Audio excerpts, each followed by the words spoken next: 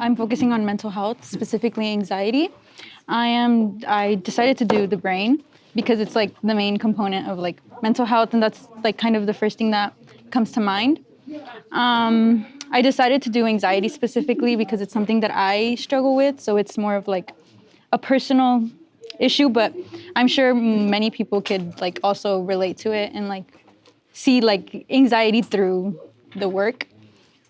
Most of my students, after a year and into their second year, are really efficient at the construction methods. So they have the tools necessary to build the pieces that they want to build. Where they often fall short is the idea for a piece. They have to move from something that's just decorative or something that's functional into something that carries meaning and intent. And here's where our intent is with your artwork. The willingness to speak out against and share our perspectives on these issues means that we're being social critical. It's the willingness through our artwork to speak out or share our opinions or perspectives on that social critical topic that's going to be really important for you to choose, okay?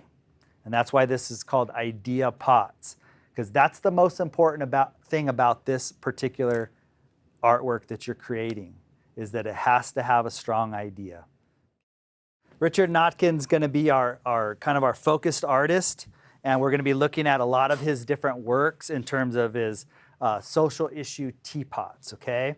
Richard Notkin is an artist that has a really strong approach to his work, both technically, but also with a very consistent message. And his social critical message is something that I wanted my students to start to see how artists, contemporary artists, can put together artworks with visual elements that tell stories and intent, and in turn express their point of view. I'm trying to make pots that have a separate cultural identity, that speak of my times, my country, my concerns. What I've discovered with having working students more into the creative solutions is to have them really look at how other artists create. Look at how the pottery or the sculptures that ceramic artists, contemporary ceramic artists create, how they approach the work. So their creative process becomes a way for students to start to approach their own creative process. It's the idea of cultivating the creative process, cultivating creativity. We're going to do this little looking at the artwork that's set on the tables right now. These artworks are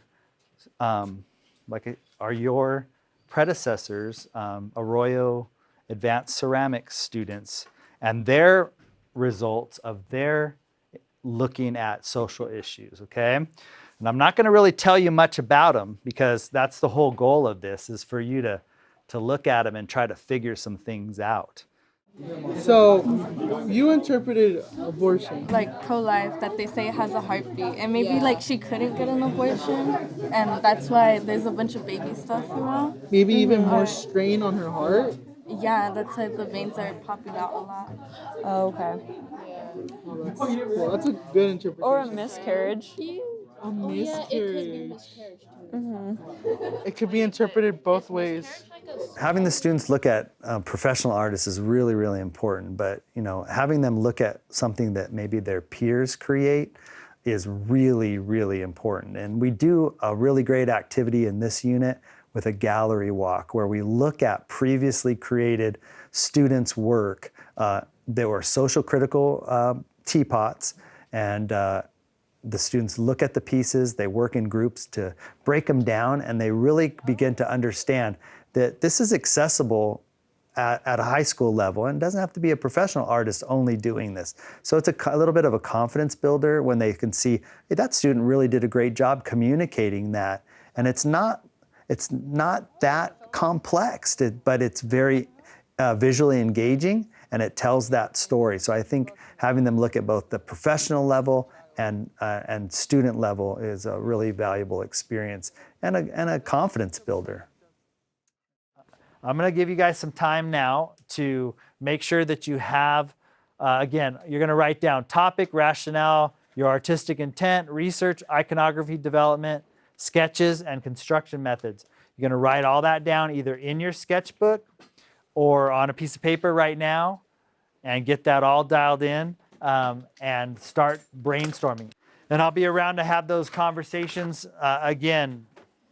The process begins very, very intimate, one-on-one conversations with me and the student as I come around. And they're working in their visual arts journals, they're working in their sketchbooks, and they're trying to develop their own visual language. All right, and then what's your intent? When someone looks at your piece, what's your intent? What do you want them to experience?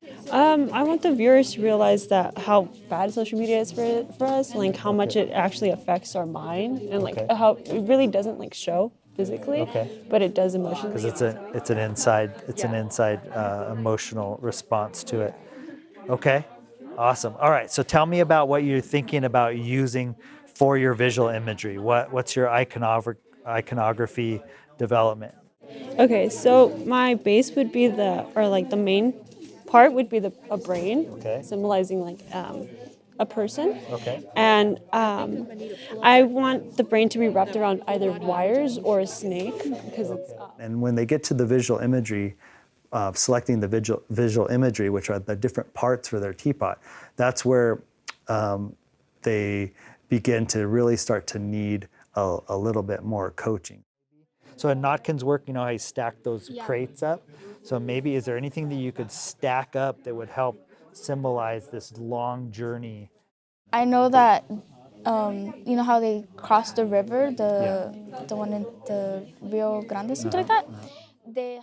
So once the student has really kind of solidified their idea, they have a strong sketch. I've had a chance to talk about that. What's really wonderful about that moment is that the students have the technical knowledge of how to approach it. So it becomes less about the building techniques and those type of things. And now they're more focused on their idea. So what my role becomes at that stage is a chance for me to continue to have them focus on their intent. I do coach them in terms of approach or sequence of the activity, what makes most sense.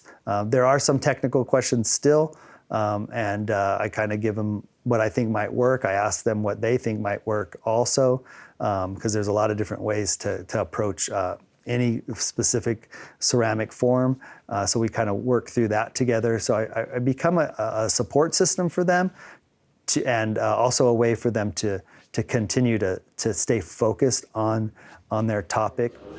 So this is the outcome of my brain teapot. I decided to focus on mental illness, mental health awareness. So I chose, for the spout, I chose to do a pill bottle because I have anxiety. I'm on medication to control my anxiety, to control the palpitations. And that's where the stethoscope comes into play because of what's going on in my brain. It's sending signals to my heart, like